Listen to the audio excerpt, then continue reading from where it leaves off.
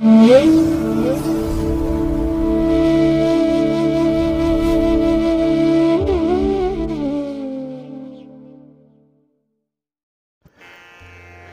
ಮಹಾಗಣಪತಿಯೇ ನಮಃ. ಶ್ರೀ ಗುರುಭ್ಯೋ ನಮಃ. ಹರಿ ಓಂ. ಸಿರಿಗನ್ನಡ ಸುದ್ದಿವಾಹಿನಿಯ ಸದಭಿಮಾನದ ಸಹೃದಯ ವೀಕ್ಷಕ ಮಹಾಶಯರೇ, ತಮಗೆಲ್ಲರಿಗೂ ಕೂಡ ಸಿರಿಗನ್ನಡ ಸುದ್ದಿವಾಹಿನಿಗೆ ಸ್ವಾಗತ. ದಯಾಮಯನಾದಂಥ ಭಗವಂತನ ಅನುಗ್ರಹ ತಮ್ಮೆಲ್ಲರಿಗೆ ಪ್ರಾಪ್ತಿಯಾಗಲಿ, ತಮ್ಮೆಲ್ಲರ ಜೀವನ ಆರೋಗ್ಯದಾಯಕವಾಗಿರಲಿ, ಸಂತೃಪ್ತಿದಾಯಕವಾಗಿರಲಿ ಎಂದು ಭಗವಂತನಲ್ಲಿ ಪ್ರಾರ್ಥನೆಯನ್ನು ಮಾಡ್ತಾ ಈ ದಿನದ ವಿಶೇಷ ಕಾರ್ಯಕ್ರಮವನ್ನು ನೋಡೋಣ. ಹಾಗೆ ದ್ವಾದಶ ರಾಶಿಯವರ ಗೋಚಾರ ಫಲಗಳು ಹೇಗಿವೆ ಅನ್ನೋದನ್ನು ಕೂಡ ತಿಳಿಯೋಣ ಬನ್ನಿ. ವೀಕ್ಷಕರೇ, ಈ ದಿನ ತಮ್ಮ ಹುಟ್ಟುಹಬ್ಬವನ್ನು ಆಚರಿಸ್ಕೊಳ್ತಾ ಇರುವಂಥ ತಮಗೆಲ್ಲರಿಗೂ ಕೂಡ ಹುಟ್ಟುಹಬ್ಬದ ಶುಭಾಶಯಗಳು. ಹಾಗೆ ಈ ದಿನಾಂಕದಂದು ವಿವಾಹವಾಗಿರುವಂಥ ದಂಪತಿಗಳಿಗೂ ಕೂಡ ವಿವಾಹ ವಾರ್ಷಿಕೋತ್ಸವದ ಶುಭಾಶಯಗಳನ್ನು ಹೇಳ್ತಾ ಭಗವಂತ ತಮಗೆಲ್ಲರಿಗೂ ಕೂಡ ಸಕಲ ಸನ್ಮಂಗಳಗಳನ್ನು ಕರುಣಿಸಲಿ ಅಂತ ಹೇಳಿ ಸಿರಿಗನ್ನಡ ಸುದ್ದಿವಾಹಿನಿಯ ಪರವಾಗಿ ಪ್ರಾರ್ಥಿಸುತ್ತೇನೆ. ಪ್ರೀತಿಯ ವೀಕ್ಷಕ ಬಂಧುಗಳೇ, ಈ ದಿನ 2024 ಆಗಸ್ಟ್ ತಿಂಗಳ 26ನೇ ತಾರೀಕು ಇಂದು ವಾಸರ ಅಂದರೆ ಸೋಮವಾರ. ಈ ಸೋಮವಾರದ ನಿತ್ಯ ಪಂಚಾಂಗ ಫಲ ಹೇಗಿದೆ ನೋಡೋಣ ಬನ್ನಿ. ಶ್ರೀ ಕ್ರೋಧಿ ನಾಮ ಸಂವತ್ಸರೆ, ದಕ್ಷಿಣಾಯಿನೆ, ವರ್ಷ ಋತು, ಶ್ರಾವಣ ಮಾಸ, ಕೃಷ್ಣ ಪಕ್ಷದ ಸಪ್ತಮಿಯ ತಿಥಿ ಈ ದಿನ ಇದೆ. ಇದು ಈ ದಿನ ಬೆಳಿಗ್ಗೆ 8:19 ಇರಲಿದೆ. ನಂತರ ಅಷ್ಟಮಿಯ ತಿಥಿ ದಿನಪೂರ್ತಿ ಇರುತ್ತೆ. ಈ ದಿನದ ನಕ್ಷತ್ರ ಕೃತ್ತಿಕಾ ನಕ್ಷತ್ರ. ಇದು ಈ ದಿನ ರಾತ್ರಿ 9:22 ಇರಲಿದೆ.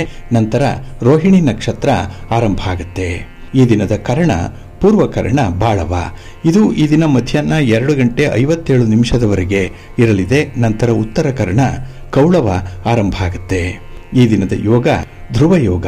ಇದು ಈ ದಿನ ರಾತ್ರಿ 12:26 ಇರಲಿದೆ. ನಂತರ ವ್ಯಾಘಾತ ಯೋಗ ಆರಂಭ ಆಗುತ್ತೆ. ಈ ದಿನದ ದಿಕ್ಷೂಲೆ ಪೂರ್ವ ದಿಕ್ಕು. ಇನ್ನು ಈ ದಿನ ಸೂರ್ಯ ಇರುವಂತಹ ರಾಶಿ ಸಿಂಹ, ಚಂದ್ರ ಇರುವಂತಹ ರಾಶಿ ವೃಷಭ. ಹಾಗೆ ಈ ದಿನ ರಾಹುಕಾಲ ಇರುವಂತಹ ಸಮಯ ಈ ದಿನ ಬೆಳಿಗ್ಗೆ 7:46 ಬೆಳಿಗ್ಗೆ 9:19 ಗುಳಿಕ ಕಾಲ ಈ ದಿನ ಮಧ್ಯಾಹ್ನ 1:58 ಅಪರಾಹ್ನ 3:31 ಇನ್ನು ಯಮಗಂಡ ಕಾಲ ಈ ದಿನ ಬೆಳಿಗ್ಗೆ 10:52 ಮಧ್ಯಾಹ್ನ 12:25 ಇರಲಿದೆ. ಹಾಗೆ ಈ ದಿನ ದುಷ್ಟ ಮುಹೂರ್ತ ಇರುವಂತಹ ಸಮಯ ಈ ದಿನ ಮಧ್ಯಾಹ್ನ 12:48 ಮಧ್ಯಾಹ್ನ 1:35 ಹಾಗೆ ಅಪರಾಹ್ನ 3:22 ಅಪರಾಹ್ನ 4:14 ದುಷ್ಟ ಮುಹೂರ್ತದ ಸಮಯ. ಹಾಗಾಗಿ ಈ ಸಮಯದಲ್ಲಿ ಯಾವುದೇ ಪ್ರಯಾಣವನ್ನಾಗಲಿ ಯಾವುದೇ ಶುಭ ಕಾರ್ಯಗಳನ್ನಾಗಲಿ ಆರಂಭ ಮಾಡಬೇಡಿ. ಏಕೆಂದರೆ ನೀವು ಯಾವುದೇ ಕೆಲಸ ಕಾರ್ಯಗಳನ್ನು ಈ ದುಷ್ಟ ಮುಹೂರ್ತ ಇರುವಂತಹ ಸಮಯದಲ್ಲಿ ಆರಂಭ ಮಾಡಿದರೆ ಅದರಿಂದ ಬರುವಂತಹ ಫಲಿತಾಂಶಗಳು ಅಷ್ಟೊಂದು ಅನುಕೂಲಕರವಾಗಿ ಇರೋದಿಲ್ಲ. ಅದರಿಂದಲೇ ಈ ದುಷ್ಟ ಮುಹೂರ್ತವನ್ನು ಅವಾಯ್ಡ್ ಮಾಡುವಂಥದ್ದು ತುಂಬ ಉತ್ತಮ. ಇನ್ನು ಈ ದಿನ ಅಭಿಜಿತ್ ಮುಹೂರ್ತ ಇರುವಂತಹ ಸಮಯ ಈ ದಿನ ಬೆಳಿಗ್ಗೆ 11:56 ಮಧ್ಯಾಹ್ನ 12:48 ಅಭಿಜಿತ್ ಮುಹೂರ್ತ ಇರುವಂತಹ ಸಮಯ. ಹಾಗೆ ಈ ದಿನ ವಿಶೇಷವಾಗಿ ಅಮೃತ ಕಾಲ ಇರುವಂತಹ ಸಮಯ ಈ ದಿನ ಮಧ್ಯಾಹ್ನ 1:35 ಮಧ್ಯಾಹ್ನ 3:07 ಅಮೃತ ಕಾಲದ ಸಮಯ. ಇನ್ನು ಈ ದಿನ ಸೂರ್ಯೋದಯ ಆಗುವಂತಹ ಸಮಯ ಈ ದಿನ ಪ್ರಾತಃ ಕಾಲ 6:07 ಸೂರ್ಯಾಸ್ತ ಸಂಜೆ 6:37. ಇನ್ನು ಈ ದಿನ ಚಂದ್ರನ ಬಲ ಇರುವಂತಹ ರಾಶಿಗಳು ಅಂತ ಹೇಳಿದ್ರೆ ವೃಷಭ, ಕರ್ಕಾಟಕ, ಸಿಂಹ, ವೃಶ್ಚಿಕ, ಧನಸ್ಸು ಮತ್ತು ಮೀನ. ಈ 6 ರಾಶಿಯವರಿಗೆ ಗೋಚಾರದಲ್ಲಿ ಚಂದ್ರನಿಂದ ಶುಭ ಫಲಗಳ ಯೋಗ ಇರುತ್ತೆ. ಇನ್ನು ಉಳಿದ 6 ರಾಶಿಯವರಿಗೆ ಮಿಶ್ರ ಫಲದ ಯೋಗ ಇರುತ್ತೆ. ಅದನ್ನು ಮುಂದೆ ದ್ವಾದಶ ರಾಶಿಯವರ ಗೋಚಾರ ಫಲಗಳನ್ನು ನೋಡುವಂತಹ ಸಂದರ್ಭದಲ್ಲಿ ಮತ್ತಷ್ಟು ವಿಚಾರಗಳನ್ನು ತಿಳ್ಕೊಳ್ಳೋಣ. ಇನ್ನು ಈ ದಿನದ ಹೊರಾದ ಅಧಿಪತಿ ಚಂದ್ರ. ಚಂದ್ರ ಅಂತ ಹೇಳಿದ್ರೆ ವಿಶೇಷವಾಗಿ ಪ್ರಯಾಣಕ್ಕೆ, ಸಂಚಾರಕ್ಕೆ ಕಾರಕನಾಗಿರುವಂಥವನು. ಹಾಗಾಗಿ ಈ ದಿನ ನೀವು ಯಾವುದೇ ಒಂದು ಉದ್ದೇಶಿತ ಕಾರ್ಯಕ್ಕೆ ಮಾಡುವಂತಹ ಒಂದು ಪ್ರಯಾಣ, ಒಂದು ಪ್ರವಾಸ ತುಂಬ ಶುಭಕರವಾಗಿರುತ್ತೆ. ಹಾಗೆ ಚಂದ್ರ ಮನಃಕಾರಕ, ಮನಸ್ಸಿಗೆ ಕಾರಕನಾಗಿರುವಂಥವನು, ಕಲ್ಪನೆಗೆ ಕಾರಕ. ಯಶಸ್ಸಿಗೂ ಕೂಡ ಕಾರಕನಾಗಿರುವಂಥವನು. ಹಾಗೆ ಚಂಚಲ ಸ್ವಭಾವಕ್ಕೆ ಚಂದ್ರ ಕಾರಕನಾಗಿರೋದ್ರಿಂದ ಈ ದಿನದ ಕೆಲಸ ಕಾರ್ಯಗಳಲ್ಲಿ ಸ್ವಲ್ಪ ಜಿತ್ತ ಇರಬೇಕು. ಏಕಾಗ್ರತೆ ಇದ್ದರೆ ಕೆಲಸಗಳು ತುಂಬ ಯಶಸ್ವಿಯಾಗುತ್ತೆ. ಹಾಗೆ ನಿಮ್ಮ ಕಲ್ಪನೆಗೂ ಕೂಡ ಈ ದಿನ ಒಂದು ಮೂರ್ತ ರೂಪ ಸಿಕ್ಕುವಂಥ ಎಲ್ಲ ಸಾಧ್ಯತೆಗಳು ಕೂಡ ಇದೆ. ಹಾಗೆ ಈ ದಿನ ಇರುವಂಥ ಗುರುಹೋರ ಕೂಡ ಬಹಳ ಚೆನ್ನಾಗಿದೆ. ತುಂಬ ಅನುಕೂಲಕರವಾಗಿರುವಂಥದ್ದು ಗುರುಹೋರ. ಇದು ಈ ದಿನ ಬೆಳಿಗ್ಗೆ 8 ಗಂಟೆ 13 ನಿಮಿಷದಿಂದ ಬೆಳಿಗ್ಗೆ 9 ಗಂಟೆ 15 ನಿಮಿಷದವರೆಗೆ, ಇನ್ನು ಅಪರಾಹ್ನ 3 ಗಂಟೆ 30 ನಿಮಿಷದಿಂದ ಅಪರಾಹ್ನ 4 ಗಂಟೆ 33 ನಿಮಿಷದವರೆಗೆ, ಹಾಗೆ ರಾತ್ರಿ 10 ಗಂಟೆ 28 ನಿಮಿಷದಿಂದ ರಾತ್ರಿ 11 ಗಂಟೆ 25 ನಿಮಿಷದವರೆಗೆ ಗುರುಹೋರ ಇರುವಂಥ ಸಮಯ. ಹಾಗೆ ಈ ದಿನ ಇರುವಂಥ ಶನಿಹೋರ ಏನಿದೆ ಇದು ಅನ್ಫೇವರಬಲ್ ಆಗಿರುವಂಥದ್ದು, ಅಷ್ಟೊಂದು ಅನುಕೂಲ ಇಲ್ಲ. ಏಕೆಂದರೆ ನೀವು ಯಾವುದೇ ಕೆಲಸ ಕಾರ್ಯಗಳನ್ನು ಶನಿಹೋರದಲ್ಲಿ ಆರಂಭ ಮಾಡಿದರೆ ಅದು ನಿಧಾನಗತಿಯಲ್ಲಿ ನಡೆಯುತ್ತೆ, ಮಂದಗತಿಯ ಚಲನೆ ಇರುತ್ತೆ. ಹಾಗಾಗಿ ನಿರೀಕ್ಷಿತ ಮಟ್ಟದಲ್ಲಿ ಫಲಿತಾಂಶಗಳು ಬಹಳ ಬೇಗ ಸಿಕ್ಕಲ್ಲ. ಹಾಗಾಗಿನೇ ನಿಮ್ಮ ತಾಳ್ಮೆಯನ್ನು ಪರೀಕ್ಷೆ ಮಾಡುವಂಥ ಒಂದು ಹೊರ ಅಂತ ಹೇಳಿದ್ರೆ ಅದು ಶನಿಹೋರ. ಹಾಗೆ ಈ ಶನಿಹೋರ ಇರುವಂಥ ಸಮಯ ಈ ದಿನ ಬೆಳಿಗ್ಗೆ 7 ಗಂಟೆ 10 ನಿಮಿಷದಿಂದ ಬೆಳಿಗ್ಗೆ 8 ಗಂಟೆ 13 ನಿಮಿಷದವರೆಗೆ, ಇನ್ನು ಮಧ್ಯಾಹ್ನ 2 ಗಂಟೆ 28 ನಿಮಿಷದಿಂದ ಮಧ್ಯಾಹ್ನ 3 ಗಂಟೆ 30 ನಿಮಿಷದವರೆಗೆ, ಹಾಗೆ ರಾತ್ರಿ 9 ಗಂಟೆ 30 ನಿಮಿಷದಿಂದ ರಾತ್ರಿ 10 ಗಂಟೆ 28 ನಿಮಿಷದವರೆಗೆ ಶನಿಹೋರ ಇರುವಂಥ ಸಮಯ. ಇದನ್ನು ಸ್ವಲ್ಪ ಅವಾಯ್ಡ್ ಮಾಡಿ. ಹಾಗೆ ಈ ದಿನ ಇರುವಂಥ ಕುಜಹೋರ ಕೂಡ ಅಷ್ಟೊಂದು ಅನುಕೂಲಕರವಾಗಿಲ್ಲ. ಅದರಲ್ಲೂ ಈ ಭೂಮಿಗೆ ಸಂಬಂಧಪಟ್ಟಂಥ ಯಾವುದೇ ವಿಚಾರಗಳನ್ನಾಗಲಿ ಈ ಕುಜಹೋರದಲ್ಲಿ ಪ್ರಸ್ತಾಪ ಮಾಡಬೇಡಿ. ಹಾಗೆ ಈ ತಂಟೆ ತಕರಾರುಗಳು ಇದ್ದರೆ, ನ್ಯಾಯಾಲಯದಲ್ಲಿ ಭೂಮಿಗೆ ಸಂಬಂಧಪಟ್ಟಂಥ ಯಾವುದೇ ರೀತಿಯ ಕೇಸ್ಗಳಿದ್ದರೆ ಅದನ್ನು ಫಾಲೋ ಅಪ್ ಮಾಡುವಂಥ ವಿಚಾರವನ್ನು ಕೂಡ ಈ ದಿನ ಕುಜಹೋರದಲ್ಲಿ ಮಾಡಬೇಡಿ. ಒಟ್ಟಾರೆ ರಿಯಲ್ ಎಸ್ಟೇಟ್ನಲ್ಲಿ ಇರೋವಂಥವರು ಈ ದಿನ ತಟಸ್ಥವಾಗಿ ಇರಬೇಕು ಕುಜಹೋರದಲ್ಲಿ. ಇದು ಈ ದಿನ ಬೆಳಿಗ್ಗೆ 9 ಗಂಟೆ 15 ನಿಮಿಷದಿಂದ ಬೆಳಿಗ್ಗೆ 10 ಗಂಟೆ 18 ನಿಮಿಷದವರೆಗೆ, ಇನ್ನು ಅಪರಾಹ್ನ 4 ಗಂಟೆ 33 ನಿಮಿಷದಿಂದ ಅಪರಾಹ್ನ 5 ಗಂಟೆ 35 ನಿಮಿಷದವರೆಗೆ, ಹಾಗೆ ರಾತ್ರಿ 11 ಗಂಟೆ 25 ನಿಮಿಷದಿಂದ ರಾತ್ರಿ 12 ಗಂಟೆ 23 ನಿಮಿಷದವರೆಗೆ ಕುಜಹೋರ ಇರುವಂಥ ಸಮಯ. ಇದನ್ನು ಸ್ವಲ್ಪ ಅವಾಯ್ಡ್ ಮಾಡ್ಕೊಳ್ಳಿ, ಒಳ್ಳೆಯದಾಗುತ್ತೆ. ಹಾಗಾಗಿ ಬಂಧುಗಳೇ, ನಿಮ್ಮ ಕೆಲಸ ಕಾರ್ಯಗಳನ್ನು ಒಳ್ಳೆಯ ಸಮಯದಲ್ಲಿ ಆರಂಭ ಮಾಡಿ. ಶುಭ ಮುಹೂರ್ತ ಯಾವುದು ಅನ್ನುವಂಥದ್ದನ್ನು ನೋಡಿ ಮುಂದುವರಿಬೇಕು.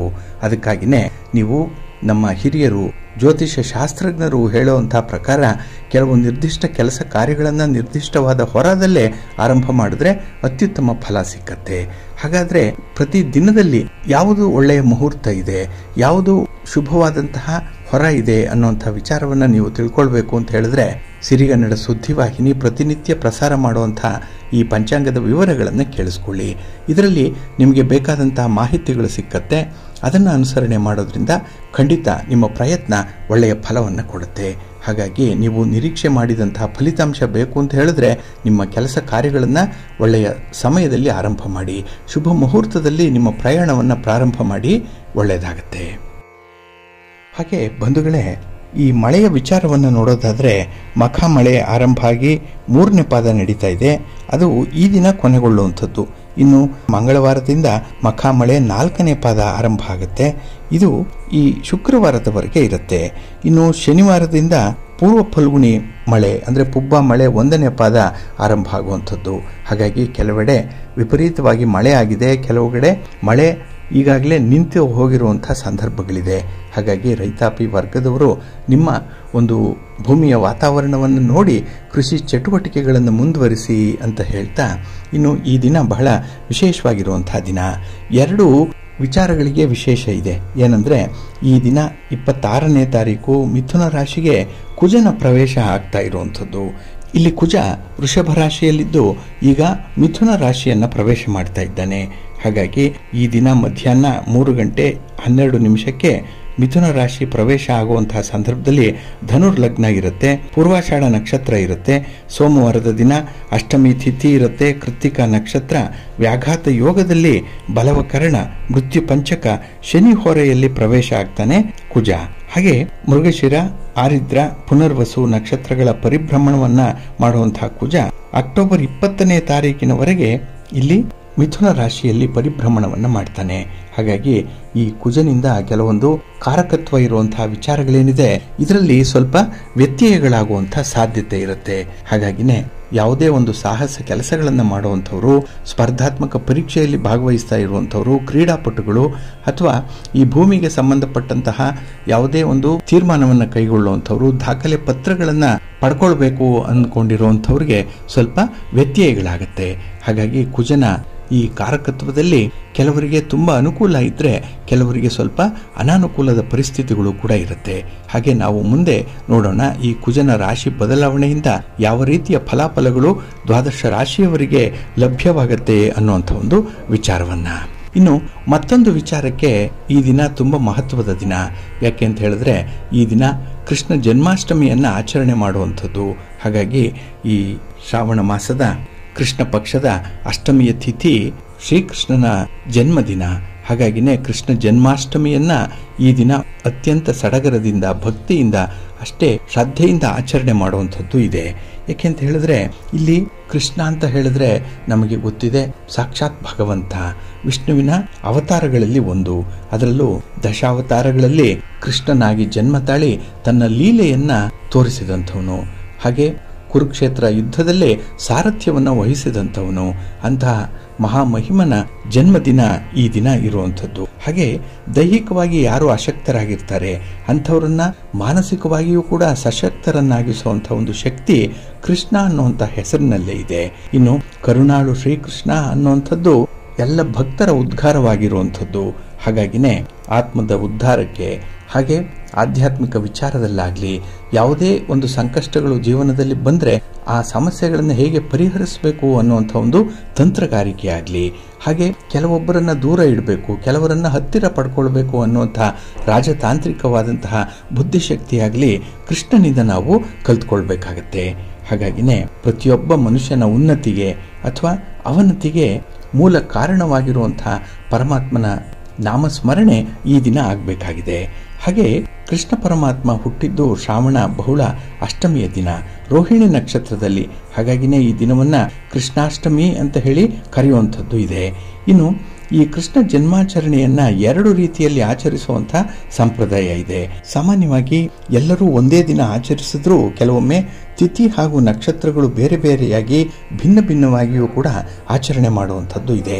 ಹಾಗಾಗಿ ಈ ದಿನವನ್ನು ಸೌರಮಾನದವರು ಸಿಂಹ ಮಾಸದಲ್ಲಿ ರೋಹಿಣಿ ನಕ್ಷತ್ರದ ದಿನದಂದು ಕೃಷ್ಣ ಜಯಂತಿ ಅಂತ ಆಚರಣೆ ಮಾಡಿದ್ರೆ, ಚಾಂದ್ರಮಾನದವರು ತಿಥಿಯ ಪ್ರಕಾರ ಅಂದರೆ ಶ್ರಾವಣ ಮಾಸದ ಕೃಷ್ಣ ಪಕ್ಷದಲ್ಲಿ ಬರುವಂತಹ ಅಷ್ಟಮಿ ಎಂದು ಆಚರಣೆ ಮಾಡ್ತಾರೆ.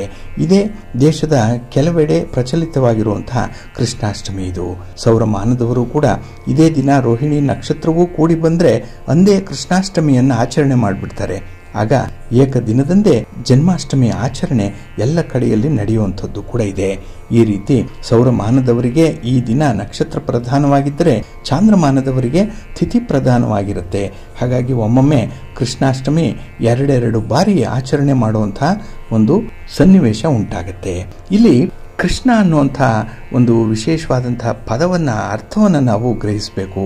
ಇಲ್ಲಿ ಕೃಷ್ಣ ಅಂತ ಹೇಳಿದ್ರೆ ಕಪ್ಪು ಅನ್ನುವಂಥ ಒಂದು ಅರ್ಥ. ಶ್ರೀಕೃಷ್ಣ, ಶ್ರೀ ವಿಷ್ಣು ಅಂತ ಹೇಳಿದ್ರೆ ಹರಿಯ ಅವತಾರ, ವಿಷ್ಣುವಿನ ಆಕಾರ, ಮೂಲ ತತ್ವದ ಆಕಾಶ. ಆಕಾಶ ನೀಲ ಬಣ್ಣದ್ದಾಗಿರುವಂಥದ್ದು. ಹಾಗಾಗಿನೇ ಕೃಷ್ಣನಿಗೆ ನೀಲ ಮೇಘ ಶ್ಯಾಮ ಅಂತ ಹೇಳಿ ಕೂಡ ಕರೆಯುವಂಥದ್ದು ಇದೆ. ಇಲ್ಲಿ ಕೃಷ್ಣ ಅಂತ ಹೇಳಿದ್ರೆ ಎಲ್ಲರನ್ನ ಆಕರ್ಷಣೆ ಮಾಡುವಂಥವನು, ಎಲ್ಲವನ್ನ ತನ್ನೆಡೆಗೆ ಸೆಳೆದುಕೊಳ್ಳುವಂಥವನು. ಅಂಥ ಮಾಯೆಯ ಸೆಳೆತದಿಂದ ಯಾರೂ ಕೂಡ ತಪ್ಪಿಸಿಕೊಳ್ಳಿಕ್ಕೆ ಸಾಧ್ಯ ಆಗಲ್ಲ. ಹಾಗಾಗಿನೇ ಆತ ಮಾಯಾವಿ. ಈ ಭವದ ಬಂಧನದಿಂದ, ಮೋಹ ಜಾಲದಿಂದ, ಮಾಯೆಯಿಂದ ನಮ್ಮನ್ನು ಬಿಡಿಸಿ ತನ್ನೆಡೆಗೆ ಸೆಳೆಯುವಂತಹ ಮಾಯಾವಿ ಶ್ರೀಕೃಷ್ಣ. ಆತ ಹುಟ್ಟಿದ್ದು ಕೃಷ್ಣ ಪಕ್ಷದ ನಡುರಾತ್ರಿಯಲ್ಲಿ, ಕಡು ಕತ್ತಲೆಯಲ್ಲಿ ಬೆಳಕು ತೋರಲು ಜನಿಸಿದಂಥವನು ಶ್ರೀಕೃಷ್ಣ. ಇದರಿಂದ ಆತನಿಗೆ ಕೃಷ್ಣ ಅನ್ನುವಂಥ ಹೆಸರು ಬಂದಿರಬಹುದು ಅನ್ನುವಂಥದ್ದು ಕೆಲವರ ಊಹೆ. ವಸುದೇವ ದೇವಕಿಯರ 8ನೇ ಮಗುವಾಗಿ ಜನಿಸಿದ್ರಿಂದ ವಾಸುದೇವ ಅನ್ನುವಂಥ ಹೆಸರು ಕೂಡ ಕೃಷ್ಣನಿಗೆ ಬಂದಿದೆ. ಹುಟ್ಟಿದ್ದು ಮಥುರಾದಲ್ಲಿ. ಸೋದರ ಮಾವ ಇವನ ತಂದೆ ತಾಯಿಯರನ್ನ ಸೆರೆಮನೆಯಲ್ಲಿ ಇಟ್ಟಿದ್ದ. ಹಾಗೆ ಹುಟ್ಟಿದ್ದು ಸೆರೆಮನೆಯಲ್ಲಾದರೂ ಕೂಡ ಬೆಳೆದದ್ದೆಲ್ಲ ಗೋಕುಲದಲ್ಲಿ, ಯಶೋಧೆಯ ಮಡಿಲಲ್ಲಿ. ಹಾಗಾಗಿ ಈ ದಿನವನ್ನ ಗೋಕುಲಾಷ್ಟಮಿ ಅಂತ ಹೇಳಿ ಕೂಡ ಕರೆಯುವಂಥದ್ದು ಇದೆ. ಇದು ಶ್ರೀಕೃಷ್ಣನ ಅವತಾರದ ಮೂಲ ಉದ್ದೇಶ. ಇದು ಯಾವುದು ಅಂತ ಹೇಳಿದ್ರೆ ಭೂ ಭಾರಹರಣ, ಅಂದರೆ ಭೂಮಿಯ ಮೇಲೆ ತುಂಬಿದ್ದಂತಹ ಅಸುರರನ್ನ ದುಷ್ಟರನ್ನ ಸಂಹಾರ ಮಾಡುವಂಥದ್ದು, ಕ್ರೂರಿಯಾಗಿದ್ದ ಮಾವ ಕಂಸನನ್ನ ಸಂಹಾರ ಮಾಡುವಂಥದ್ದು, ಹಾಗೆ ಪಾಂಡವರನ್ನ ರಕ್ಷಣೆ ಮಾಡುವಂಥದ್ದು, ಯಾರು ಧರ್ಮದ ಹಾದಿಯಲ್ಲಿದ್ದಾರೆ, ಭಕ್ತ ಶ್ರೇಷ್ಠರಿದ್ದಾರೆ ಅವರನ್ನ ಕಾಪಾಡುವಂಥದ್ದು, ಜೊತೆಗೆ ಧರ್ಮ ಸಂಸ್ಥಾಪನೆಗಾಗಿ ತನ್ನ ಕಾರ್ಯಸಿದ್ಧಿಗಾಗಿ ಸ್ವಯಂ ಹರಿಯೇ ಕೃಷ್ಣನಾಗಿ ಧರೆಗೆ ಅವತರಿಸಿ ಬಂದ ಅನ್ನುವಂಥದ್ದು ಈ ದಿನವನ್ನೇ ನಾವು ಕೃಷ್ಣಾಷ್ಟಮಿಯನ್ನಾಗಿ ಆಚರಣೆ ಮಾಡುವಂಥದ್ದಿದೆ. ಕೃಷ್ಣ ಅಧರ್ಮವನ್ನ ನಾಶಗೈಲಿಕ್ಕೆ, ಧರ್ಮವನ್ನು ಎತ್ತಿ ಹಿಡಿಯಲಿಕ್ಕೆ ತನ್ನವರನ್ನ ಗಣನೆಗೆ ತೆಗೆದುಕೊಳ್ಳಿಲ್ಲ. ಇದಕ್ಕೆ ಅಧರ್ಮದಲ್ಲಿ ಸಾಗುತ್ತಾ ಇದ್ದಂತಹ ತನ್ನದೇ ಸೋದರ ಮಾವನ ವಧೆ ಮಾಡಿದ್ದು ಅತ್ಯಂತ ಸ್ಪಷ್ಟವಾದಂತಹ ಉದಾಹರಣೆ. ಇಲ್ಲಿ ಅನೀತಿಯಲ್ಲಿ ಸಾಗ್ತಾ ಇದ್ದಂತಹ ತಮ್ಮದೇ ಯಾದವ ಕುಲದವರ ಪತನವೇ ಇದಕ್ಕೆ ಸಾಕ್ಷಿಯಾಗಿ ನಿಲ್ಲುತ್ತೆ. ಧರ್ಮದ ರಕ್ಷಣೆಯಲ್ಲಿ ಸಂಬಂಧದ ಬಂಧವಿಲ್ಲ ಅನ್ನುವಂಥದ್ದನ್ನು ತೋರಿಸಿದಂಥವನು ಶ್ರೀಕೃಷ್ಣ. ಹಾಗೆ ಈ ದಿನ ಭಕ್ತಾದಿಗಳು ತಮ್ಮ ಇಂದ್ರಿಯಗಳಿಗೆ ಆಹಾರವನ್ನು ಕೊಡದೆ, ಅಂದರೆ ಉಪವಾಸವನ್ನ ಮಾಡ್ತಾ ರಾಗ ದ್ವೇಷಾದಿಗಳಿಂದ ದೂರ ಇದ್ದು ನಿರಾಹಾರವಾಗಿ ಅಥವಾ ಅಲ್ಪ ಆಹಾರವನ್ನಷ್ಟೇ ಈ ದಿನ ದೇಹಕ್ಕೆ ಕೊಟ್ಟು ಧ್ಯಾನದ ಮೂಲಕ ಶ್ರೀಕೃಷ್ಣನನ್ನ ಸಾಕ್ಷಾತ್ಕಾರ ಮಾಡಿಕೊಳ್ಳುವಂತಹ ಒಂದು ಪ್ರಯತ್ನದಲ್ಲಿರ್ತಾರೆ. ಹಾಗೆ ಈ ದಿನ ಹಾಲು, ಅಕ್ಷತೆ, ಹೂವಿನಲ್ಲಿ ಅರ್ಘ್ಯವನ್ನು ಕೊಡುವಂಥದ್ದು. ರಾತ್ರಿಯ ಸಮಯದಲ್ಲಿ ಕೃಷ್ಣನ ಜನನ ಆಗಿರೋದ್ರಿಂದ ಮಧ್ಯರಾತ್ರಿಯ ಹೊತ್ತಿಗೆ ದೇವಾಲಯಗಳಲ್ಲಿ, ಮನೆಗಳಲ್ಲಿ ವಿಶೇಷವಾದಂತಹ ಪೂಜೆಗಳು, ಭಜನೆಗಳು ನಡೀತಾ ಇರುತ್ತೆ. ಹಾಗೆ ಈ ದಿನ ವಿಶೇಷವಾಗಿ ಮಕ್ಕಳು ಇಷ್ಟಪಡುವಂತಹ ಎಲ್ಲ ಬಗೆಯ ತಿಂಡಿ ಪದಾರ್ಥಗಳನ್ನ ಈ ದಿನ ಕೃಷ್ಣನಿಗೆ ನೈವೇದ್ಯವನ್ನಾಗಿ ಸಮರ್ಪಣೆ ಮಾಡ್ತಾರೆ. ಇನ್ನು ಕಪ್ಪು ತುಳಸಿ ಏನಿದೆ, ಕೃಷ್ಣ ತುಳಸಿ, ಅದು ಕೃಷ್ಣನಿಗೆ ಬಹಳ ಪ್ರಿಯ. ಹಾಗೆ ಅವಲಕ್ಕಿ ಕೂಡ ಕೃಷ್ಣನಿಗೆ ತುಂಬಾ ಇಷ್ಟವಾಗಿರುವಂಥದ್ದು. ಆದ್ರಿಂದಲೇ ಬಡ ಸುಧಾಮನಿಂದ ಆತ ಬಯಸಿದ್ದು ಬರೀ ಅವಲಕ್ಕಿಯನ್ನಷ್ಟೇ.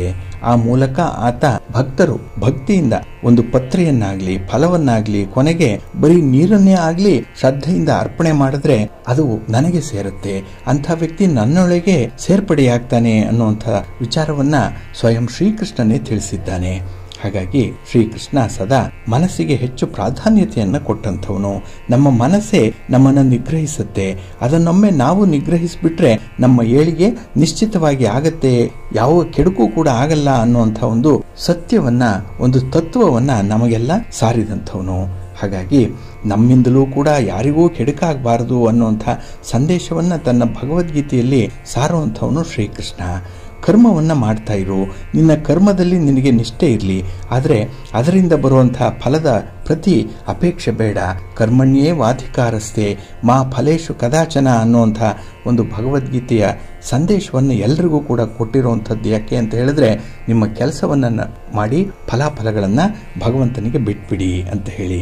ಹಾಗೆ ನಾವು ನಮ್ಮ ಹೃದಯ ದೌರ್ಬಲ್ಯಗಳಿಂದ ಮೇಲೇರಿದಾಗ ಮಾತ್ರ ಬದುಕಿನ ಹೋರಾಟದಲ್ಲಿ ಗೆಲ್ಲಲಿಕ್ಕೆ ಸಾಧ್ಯ ಅನ್ನುವಂಥ ಒಂದು ಪಾಠವನ್ನು ಕೂಡ ಅರ್ಜುನನ ಮೂಲಕ ನಮಗೆ ತಿಳಿಸ್ಕೊಟ್ಟಿದ್ದಾನೆ.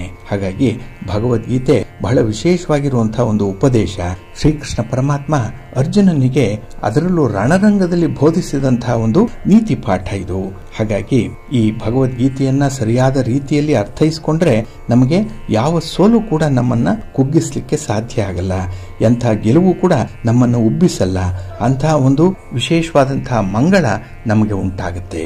ಹಾಗಾಗಿ ನಮ್ಮಲ್ಲಿರುವಂತಹ ಅರಿಷಡ್ ವರ್ಗಗಳನ್ನ ಹೊರದೂಡಿಸಿ ಒಂದು ಸಾತ್ವಿಕತೆಯನ್ನ ನಾವು ಹೊಂದಿಕೊಳ್ಳಲಿಕ್ಕೆ ಈ ಒಂದು ಕೃಷ್ಣಾಷ್ಟಮಿಯ ಕೃಷ್ಣ ಅನ್ನುವಂಥ ಒಂದು ಹೆಸರೇ ನಮಗೆ ಸಹಾಯಕವಾಗುತ್ತೆ.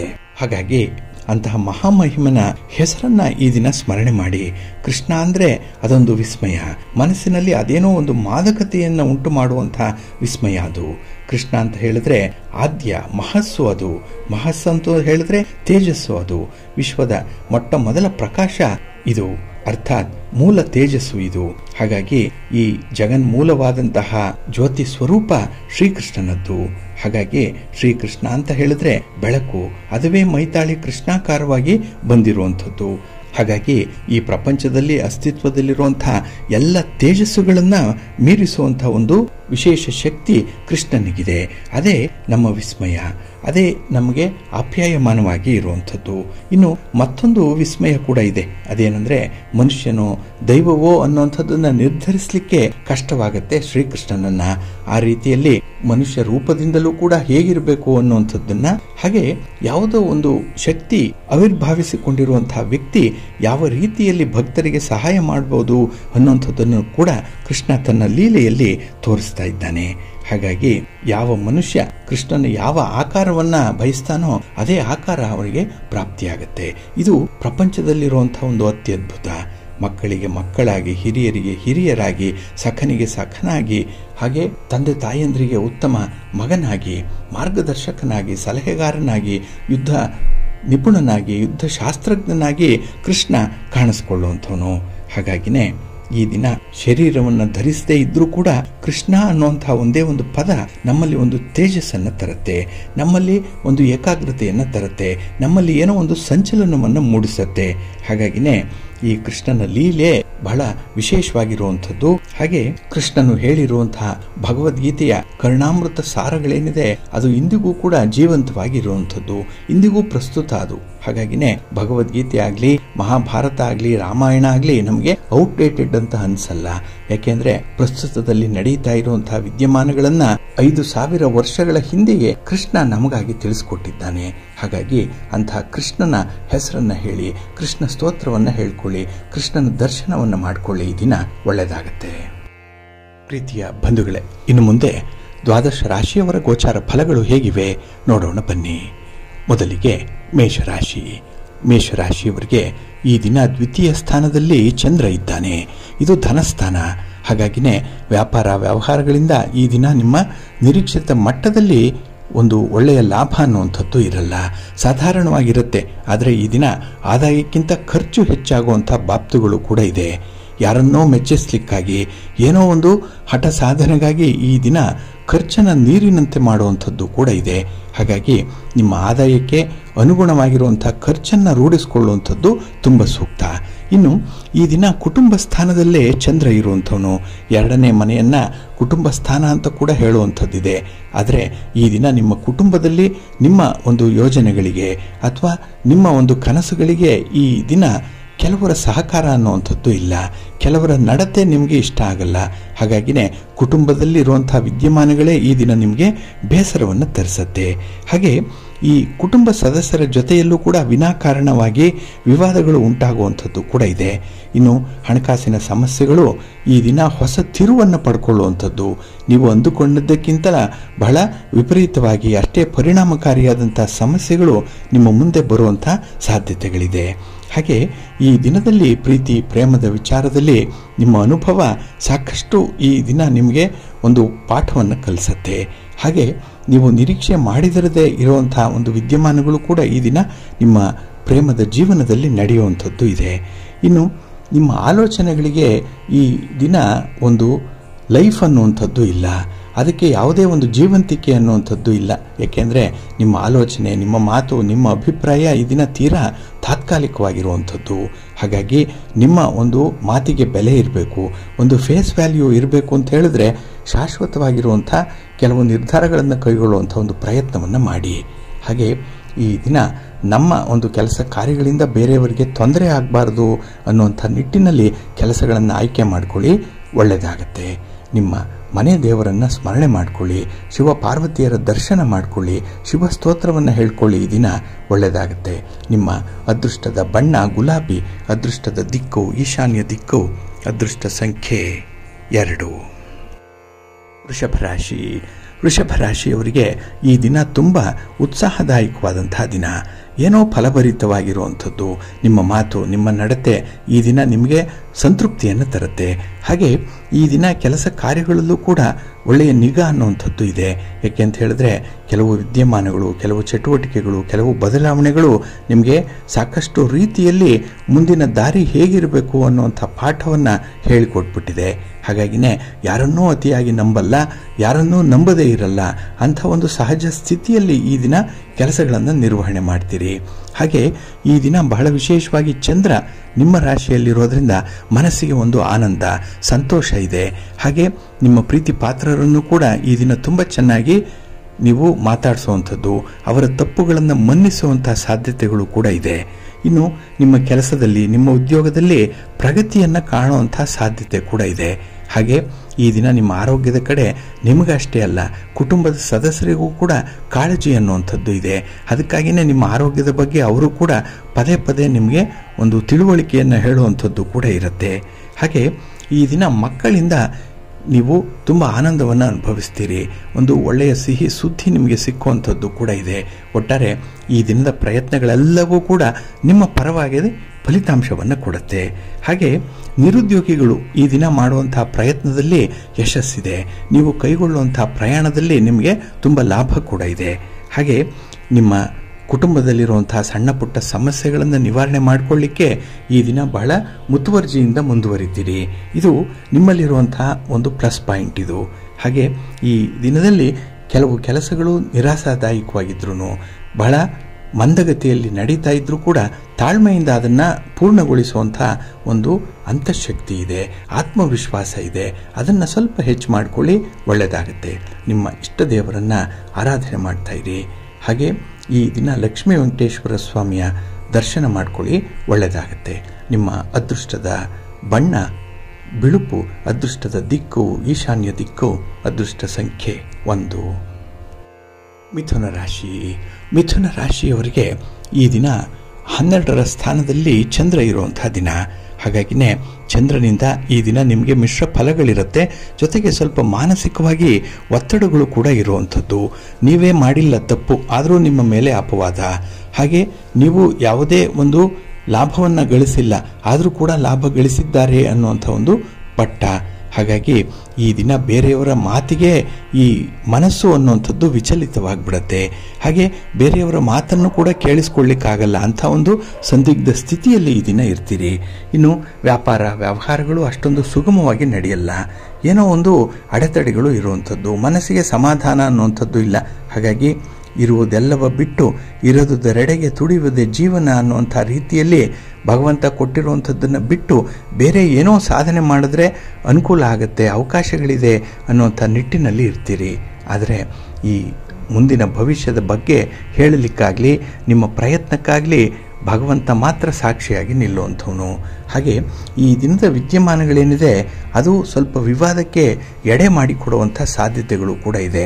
ಹಾಗಾಗಿ ಈ ದಿನ ನಿಮ್ಮ ಅಭಿಪ್ರಾಯಗಳನ್ನು ಹೇಳುವಂಥದ್ದಾಗಲಿ ಅಥವಾ ಕೆಲವರನ್ನು ದಾರಿಗೆ ತರಲಿಕ್ಕೆ ನಿಮ್ಮ ಸಲಹೆಯನ್ನು ಕೊಡುವಂಥದ್ದನ್ನಾಗಲಿ ಮಾಡಬೇಡಿ. ಅಷ್ಟೊಂದು ಪರಿಣಾಮಕಾರಿಯಾಗಿ ಈ ದಿನ ಅದು ನಿಮಗೆ ವರ್ಕೌಟ್ ಆಗಲ್ಲ. ಹಾಗೆ ಈ ದಿನದಲ್ಲಿ ನಿಮ್ಮ ಆರೋಗ್ಯದ ಕಡೆ ಕೂಡ ಸ್ವಲ್ಪ ಗಮನ ಕೊಡಬೇಕಾಗತ್ತೆ.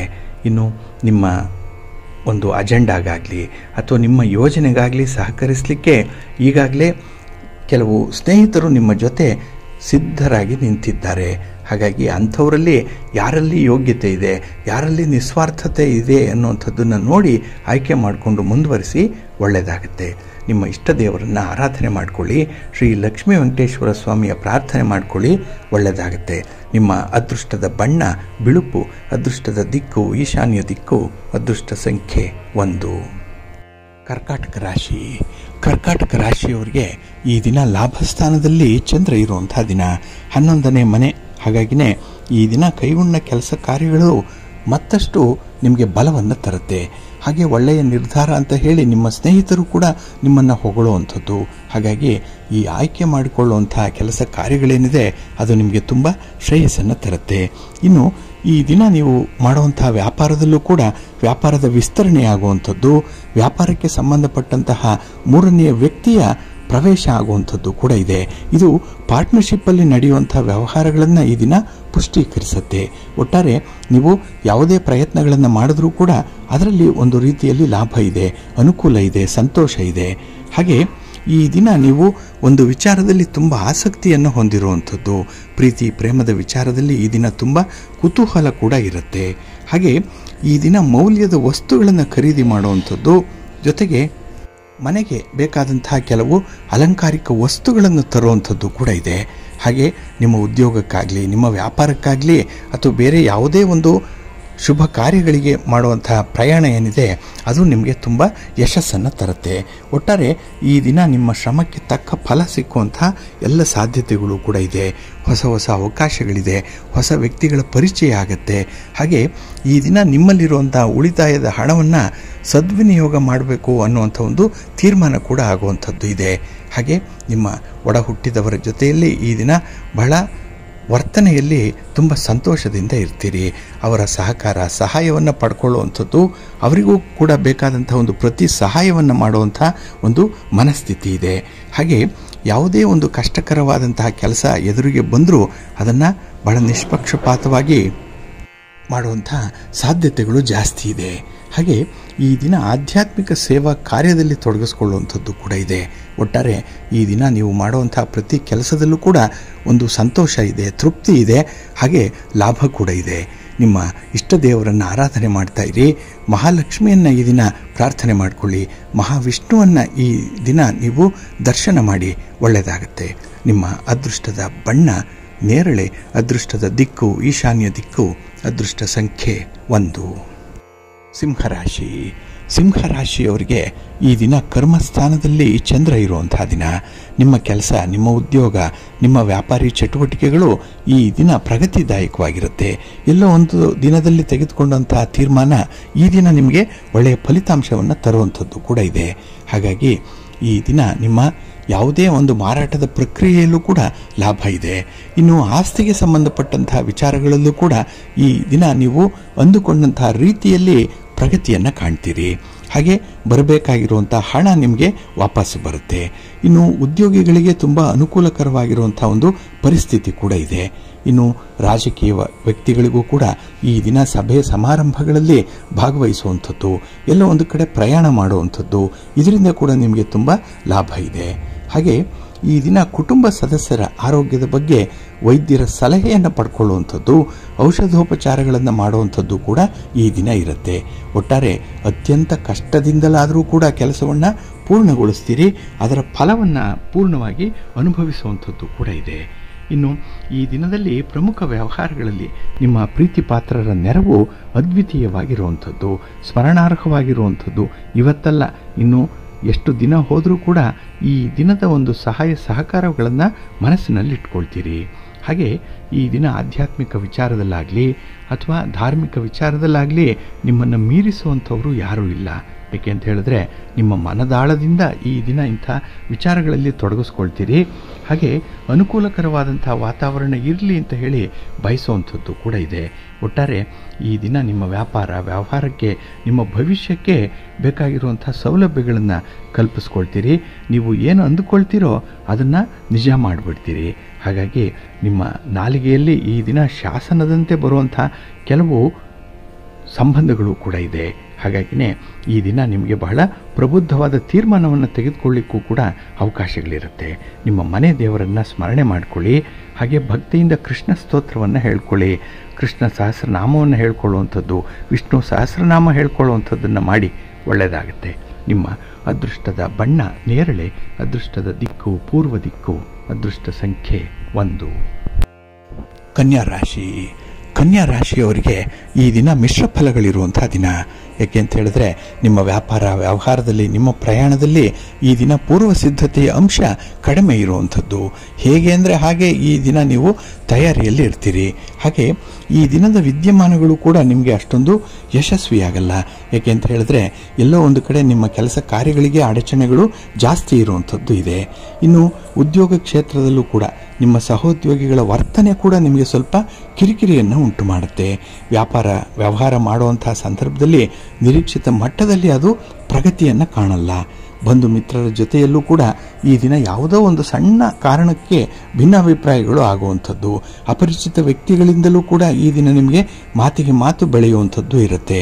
ಒಟ್ಟಾರೆ ನೀವು ಯಾವುದೇ ಕ್ಷೇತ್ರದಲ್ಲಿರಲಿ, ಯಾವುದೇ ಕೆಲಸಗಳನ್ನು ಮಾಡಲಿ, ಮನಸ್ಸಿಗೆ ಅಸಮಾಧಾನ ಅನ್ನುವಂಥದ್ದು ಇದ್ದೇ ಇರುತ್ತೆ. ಸಂತೋಷ ಅನ್ನುವಂಥದ್ದು ಇಲ್ಲ, ತೃಪ್ತಿ ಅನ್ನುವಂಥದ್ದು ಇಲ್ಲ. ಹಾಗಾಗಿನೇ ಈ ದಿನ ಮಾಡಿದ ಕೆಲಸವನ್ನೇ ಮತ್ತೆ ಮತ್ತೆ ಮಾಡಬೇಕು ಅನ್ನುವಂಥ ವಿಚಾರ. ಹಾಗೆ ಈ ದಿನದಲ್ಲಿ ನಿಮ್ಮ ಬಗ್ಗೆನೇ ನಿಮಗೆ ಅನುಮಾನ ಮೂಡುವಂಥದ್ದು ಕೂಡ ಇದೆ. ನಿಮ್ಮನ್ನೇ ನಿಮ್ಮ ನಂಬಲ್ಲ. ಹಾಗಾಗಿ ಬೇರೆಯವರನ್ನು ನಂಬುವಂಥ ಪ್ರಶ್ನೆ ಬಹಳ ದೂರವಾಗಿ ಉಳಿಯುತ್ತೆ. ಹಾಗೆ ಈ ದಿನ ನಿಮ್ಮ ಖರ್ಚಿಗೆ ತಕ್ಕ ಆದಾಯ ಸಿಕ್ಕಲ್ಲ. ಹಾಗಾಗಿನೇ ಈ ದಿನ ಸಾಲ ಸೋಲ ಮಾಡುವಂತಹ ಪರಿಸ್ಥಿತಿ ಬಂದರೂ ಬರಬಹುದು. ಇನ್ನು ಉದ್ಯೋಗ ಕ್ಷೇತ್ರದಲ್ಲಿ ಸ್ಥಾನ ಚಲನೆಯ ಸೂಚನೆಗಳು ಕೂಡ ಈ ದಿನ ಇರುತ್ತೆ. ಎಲ್ಲೋ ಒಂದು ಕಡೆ ಅಸ್ಥಿರವಾಗಿರುವಂಥ, ಅಭದ್ರತೆಯಿಂದ ಕೂಡಿರುವಂಥ ಇನ್ಸೆಕ್ಯೂರಿಟಿ ಫೀಲಿಂಗ್ ಅನ್ನುವಂಥದ್ದು ಈ ದಿನ ಬಹಳಷ್ಟು ಮಟ್ಟಿಗೆ ಇರುತ್ತೆ. ಹಾಗೆ ಎಷ್ಟೋ ಪ್ರಯತ್ನಗಳು ವ್ಯರ್ಥವಾಗಿ ಹೋಗುತ್ತೆ ಈ ದಿನದಲ್ಲಿ. ಹಾಗಾಗಿನೇ ಭಗವಂತನ ಆರಾಧನೆ ಮಾಡಿ ನಿಮ್ಮ ಮನೆ ದೇವರನ್ನು ಸ್ಮರಣೆ ಮಾಡಿಕೊಂಡು ಕೆಲಸಗಳನ್ನು ಮುಂದುವರಿಸುವಂಥ ಒಂದು ಪ್ರಯತ್ನ ಮಾಡಿ. ಎಲ್ಲೂ ಕೆಲಸಗಳನ್ನು ಅರ್ಧಕ್ಕೆ ನಿಲ್ಲಿಸಬೇಡಿ, ಒಳ್ಳೆಯದಾಗುತ್ತೆ.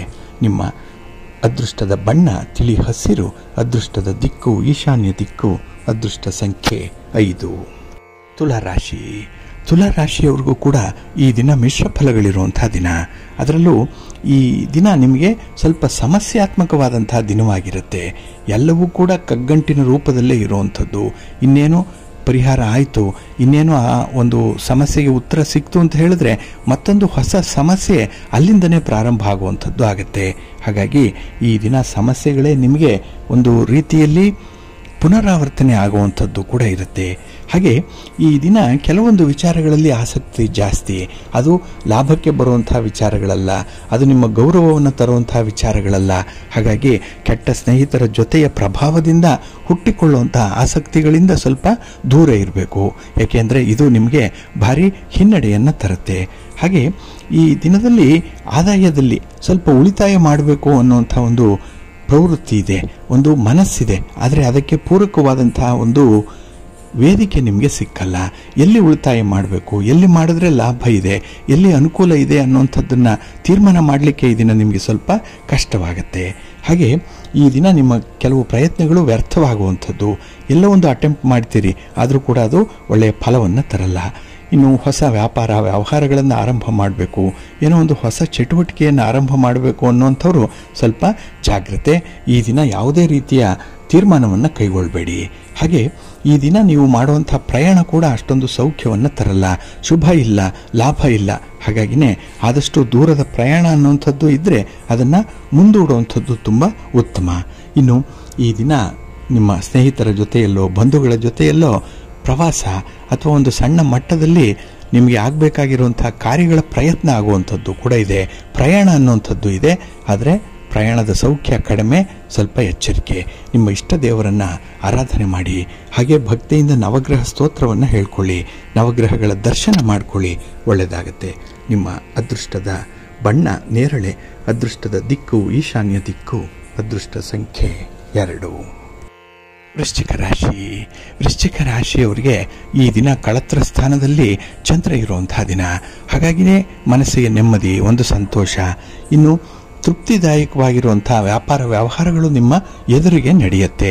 ಬಹಳ ದಿನಗಳಿಂದ ಪ್ರಯತ್ನ ಪಡ್ತಾ ಇದ್ದಂತಹ ಒಂದು ಹಣಕಾಸಿನ ವಿಚಾರ ಈ ದಿನ ಒಂದು ಪರಿಹಾರದ ರೂಪದಲ್ಲಿ ಹೊರಹೊಮ್ಮುವಂಥ ಸಾಧ್ಯತೆ ಕೂಡ ಇದೆ. ಹಾಗೆ ಈ ದಿನ ಮಕ್ಕಳ ಪರವಾಗಿ ನೀವು ತೆಗೆದುಕೊಳ್ಳುವಂಥ ನಿರ್ಧಾರ ನಿಮಗೆ ತೃಪ್ತಿಯನ್ನು ತರುತ್ತೆ. ಶೈಕ್ಷಣಿಕವಾದಂತಹ ಅವಕಾಶಗಳು ವಿದ್ಯಾರ್ಥಿಗಳಿಗೆ ಸಿಕ್ಕತ್ತೆ, ಇದರ ಸದುಪಯೋಗ ಪಡಿಸ್ಕೊಳ್ಬೇಕು. ಇನ್ನು ಒತ್ತಡ ನಿರ್ವಹಣೆಗಾಗಿ ಈ ದಿನ ಕೆಲವು ವಿಶೇಷವಾದ ಮಾರ್ಗವನ್ನು ಅನುಸರಣೆ ಮಾಡುವಂಥದ್ದು ಇದೆ. ಒಟ್ಟಾರೆ ಈ ಸ್ಟ್ರೆಸ್ ಮ್ಯಾನೇಜ್ಮೆಂಟ್ ಅನ್ನುವಂಥದ್ದು ಈ ದಿನ ನಿಮಗೆ ಪ್ರಧಾನವಾದಂಥ ಒಂದು ಕೆಲಸ.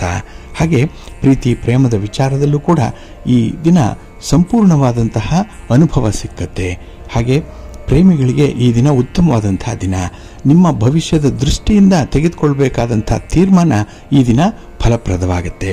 ಇನ್ನು ಪಾರ್ಟ್ನರ್ಶಿಪ್ಪಲ್ಲಿ ಮಾಡುವಂಥ ವ್ಯವಹಾರಗಳು ಕೂಡ ಲಾಭವನ್ನು ತರುತ್ತೆ.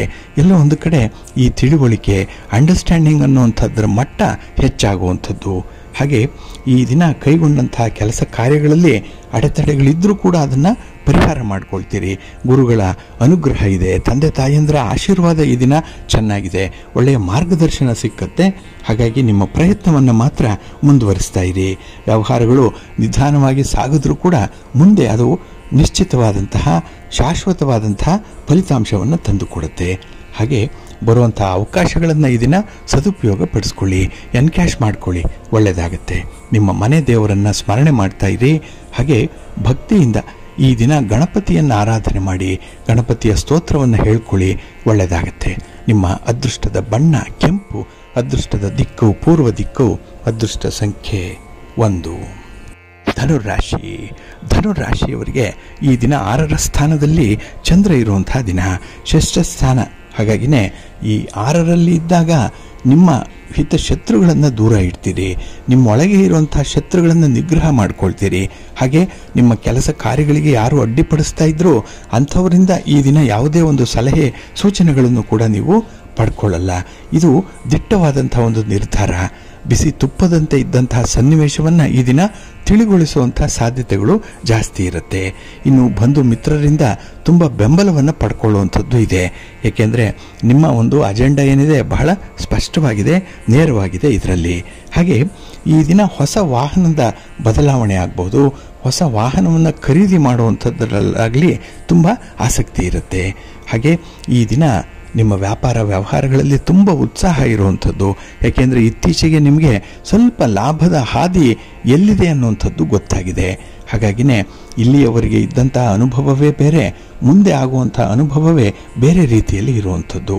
ಹಾಗಾಗಿ ಈ ಒಂದು ಸಣ್ಣ ಪುಟ್ಟ ವಿಚಾರಗಳಲ್ಲೂ ಕೂಡ ಶುಭ ಕಾರ್ಯಗಳಿಗೆ ಧಕ್ಕೆ ಆಗ್ತಾ ಇದೆ, ಎಲ್ಲ ಒಂದು ಕಡೆ ಮಾತು ಮುಂದಕ್ಕೆ ಹೋಗ್ತಾ ಇದೆ ಅಂತ ಹೇಳಿದ್ರೆ ಪುನರ್ ವಿಮರ್ಶನೆ ಮಾಡಿಕೊಳ್ಳುವಂಥದ್ದು ತುಂಬ ಉತ್ತಮ.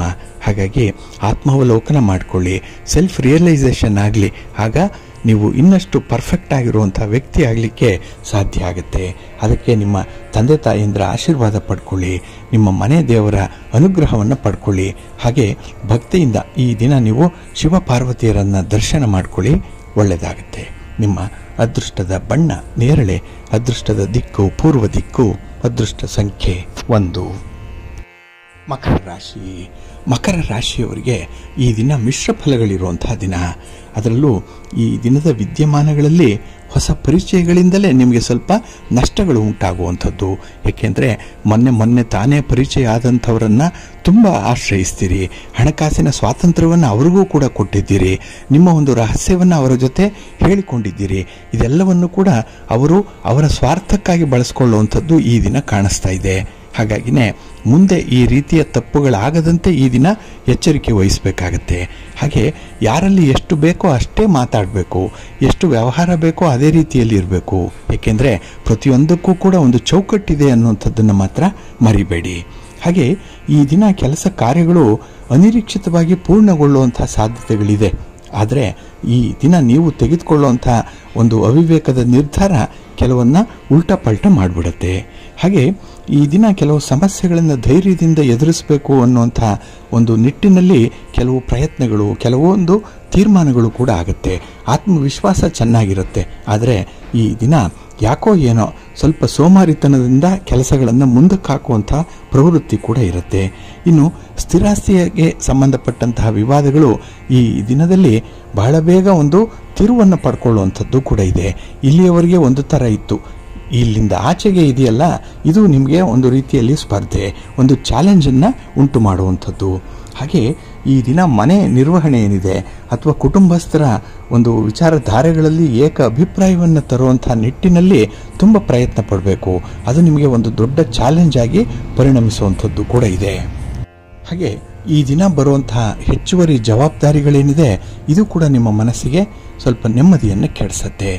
ಹಾಗಾಗಿ ಈ ದಿನ ಭಕ್ತಿಯಿಂದ ನಿಮ್ಮ ಮನೆ ದೇವರನ್ನು ಸ್ಮರಣೆ ಮಾಡ್ತಾ ಇರಿ, ಆಂಜನೇಯ ಸ್ತೋತ್ರವನ್ನು ಹೇಳ್ಕೊಳ್ಳಿ, ಹನುಮಾನ್ ಚಾಲೀಸನ್ನು ಹೇಳ್ಕೊಳ್ಳಿ, ಧೈರ್ಯ ಬರುತ್ತೆ.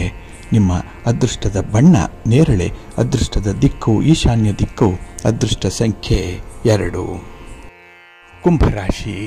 ಕುಂಭರಾಶಿಯವರಿಗೆ ಈ ದಿನ ಚತುರ್ಥದಲ್ಲಿ ಚಂದ್ರ ಇರುವಂಥ ದಿನ. ಹಾಗಾಗಿನೇ ಕೆಲವೊಂದು ವಿದ್ಯಮಾನಗಳಲ್ಲಿ ತುಂಬ ಏರಿಳಿತಗಳು ಇರುತ್ತೆ. ಒಂದೇ ಸಮನಾಗಿ ಕನ್ಸಿಸ್ಟೆನ್ಸಿಯಲ್ಲಿ ಕೆಲಸ ಮಾಡಲಿಕ್ಕೆ ಆಗಲ್ಲ. ಹಾಗಾಗಿ ಈ ದಿನ ಸಂಪನ್ಮೂಲಗಳು ಬಂದಾಗ, ಅದರಲ್ಲೂ ನಿಮ್ಮ ಮೂಡಿದ್ದಾಗ ಕೆಲಸಗಳು ಆರಂಭ ಆಗುತ್ತೆ. ಇಲ್ಲಾಂದರೆ ನಿಂತ ಜಾಗದಲ್ಲೇ ನಿಲ್ಲುವಂಥದ್ದು, ನಿಮ್ಮ ಸಾಧನೆಗಳ ಬಗ್ಗೆ ಮಾತ್ರ ನೀವು ಹೆಚ್ಚು ಹೇಳಿಕೊಳ್ಳುವಂಥ ಸಾಧ್ಯತೆಗಳು ಈ ದಿನ ಕಾಣಿಸ್ತಾ ಇದೆ. ಹಾಗೆ ಕುಟುಂಬ ಸದಸ್ಯರ ಜೊತೆಯಲ್ಲಿ ಇದ್ದಂಥ ಭಿನ್ನಾಭಿಪ್ರಾಯ ಈ ದಿನ ಸ್ವಲ್ಪ ಜಾಸ್ತಿ ಆಗುವಂಥದ್ದಿದೆ. ಎಲ್ಲ ಒಂದು ಕಡೆ ಮರೆತು ಎಲ್ಲರೂ ಒಂದಾಗಬೇಕು ಅನ್ನುವಂಥ ಹಂತದಲ್ಲಿ ಈ ದಿನ ನೀವು ಮಾಡುವಂಥ ಎಡವಟ್ಟಿನಿಂದ ಕೆಲವರು ದೂರ ಉಳಿಯುವಂಥದ್ದು ಕೂಡ ಇರುತ್ತೆ. ಒಟ್ಟಾರೆ ಈ ದಿನ ಸ್ವಲ್ಪ ಸಂಕುಚಿತ ಮನೋಭಾವದಲ್ಲಿರಬೇಡಿ, ಹೃದಯ ವೈಶಾಲ್ಯತೆಯಲ್ಲಿ ಕೆಲಸ ಮಾಡಿ, ಒಳ್ಳೆಯದಾಗುತ್ತೆ. ಹಾಗೆ ಈ ದಿನ ಕೈಗೊಂಡಂತಹ ಕೆಲಸ ಕಾರ್ಯಗಳು ಸ್ವಲ್ಪ ಮಂದಗತಿಯಲ್ಲಿ ನಡೆಯುತ್ತೆ. ಇದು ನಿಮ್ಮ ತಾಳ್ಮೆಯನ್ನು ಪರೀಕ್ಷೆ ಮಾಡುತ್ತೆ. ಹಾಗಾಗಿನೇ ಆ ಕೆಲಸವನ್ನು ಅಲ್ಲಿಗೆ ಬಿಟ್ಟು ಬೇರೊಂದು ಕೆಲಸವನ್ನು ಅಲ್ಲಿಂದ ಆರಂಭ ಮಾಡುವಂಥದ್ದು ಇದೆ. ಒಟ್ಟಾರೆ ಚಂಚಲವಾದಂತಹ ಮನಸ್ಸಿನಿಂದ ಯಾವುದೇ ಕೆಲಸ ಪೂರ್ಣ ಆಗಲ್ಲ. ಅಪೂರ್ಣವಾಗಿರುವಂತಹ ಕೆಲಸ ಇದು ನಿಮಗೆ ನಾಳೆ ಪಶ್ಚಾತ್ತಾಪವನ್ನು ತರುತ್ತೆ. ಹಾಗಾಗಿ ಇಂಥ ವಿಚಾರಗಳಲ್ಲಿ ನಾಳೆಯಾದರೂ ಕೂಡ ನೀವು ಕೆಲಸಗಳನ್ನು ಮುಂದುವರಿಸಿ, ಒಳ್ಳೆಯದಾಗುತ್ತೆ. ನಿಮ್ಮ ಮನೆ ದೇವರನ್ನು ಸ್ಮರಣೆ ಮಾಡ್ತಾ ಇರಿ. ಹಾಗೆ ಭಕ್ತಿಯಿಂದ ಈ ದಿನ ಶಿವಪಾರ್ವತಿಯರನ್ನು ದರ್ಶನ ಮಾಡಿ ಶಿವಸ್ತೋತ್ರ ಹೇಳ್ಕೊಳ್ಳಿ, ಒಳ್ಳೆಯದಾಗುತ್ತೆ. ನಿಮ್ಮ ಅದೃಷ್ಟದ ಬಣ್ಣ ತಿಳಿ ಹಸಿರು, ಅದೃಷ್ಟದ ದಿಕ್ಕು ಈಶಾನ್ಯ ದಿಕ್ಕು, ಅದೃಷ್ಟ ಸಂಖ್ಯೆ 2. ಮೀನರಾಶಿಯವರಿಗೆ ಈ ದಿನ ಪರಾಕ್ರಮ ಸ್ಥಾನದಲ್ಲಿ ಚಂದ್ರ ಇದ್ದಾನೆ, ಕೀರ್ತಿ ಸ್ಥಾನ ಇದು. ಹಾಗಾಗಿ ನೀವು ಮಾಡುವಂತಹ ಕೆಲಸ ಕಾರ್ಯ, ನಿಮ್ಮ ಚಟುವಟಿಕೆ ಈ ದಿನ ನಿಮಗೆ ತೃಪ್ತಿಯನ್ನು ತರುತ್ತೆ. ಸಾಲದ್ದಕ್ಕೆ ಸ್ವಲ್ಪ ಹೆಸರನ್ನು ಕೂಡ ತಂದು ಕೊಡುವಂಥದ್ದು ಇದೆ. ಏಕೆಂದರೆ ನಿಮ್ಮ ಆಸಕ್ತಿಯ ಕ್ಷೇತ್ರಕ್ಕೆ ಅನುಗುಣವಾಗಿ ನಿಮ್ಮವರು ಈ ದಿನ ನಿಮ್ಮ ಜೊತೆಯಲ್ಲಿ ಇರುವಂಥದ್ದು. ಹಾಗೆ ಈ ದಿನ ಹಣಕಾಸಿನ ವಿಚಾರದಲ್ಲಿ ಅನುಕೂಲ ಇದೆ. ಹಣವನ್ನೇ ನೀವು ಸಾಲವಾಗಿ ಕೊಡುವಂಥ ಒಂದು ತೀರ್ಮಾನಕ್ಕೂ ಕೂಡ ಬಂದಿದ್ದೀರಿ.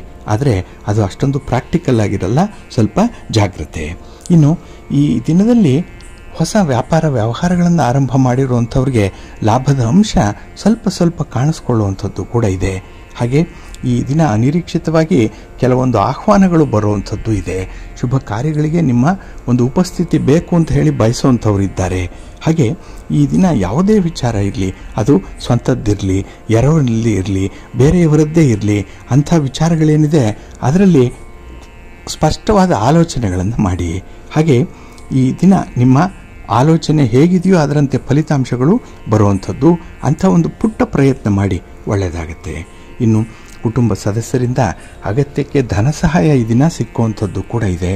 ಇನ್ನು ಬಾಲ್ಯದ ಗೆಳೆಯರ ಜೊತೆಯಲ್ಲಿ ಈ ದಿನ ಒಡನಾಟ, ಎಲ್ಲೋ ಒಂದು ಕಡೆ ವ್ಯಾಪಾರ ವ್ಯವಹಾರಗಳಿಗೆ ಬೇಕಾಗಿರುವಂತಹ ಕೆಲವು ಸಂಪನ್ಮೂಲಗಳನ್ನು ವಿಚಾರ ವಿನಿಮಯದ ಮೂಲಕ ಹಂಚಿಕೊಳ್ಳುವಂಥದ್ದು, ಇವೆಲ್ಲ ಈ ದಿನ ಅಜೆಂಡಾದಲ್ಲಿದೆ.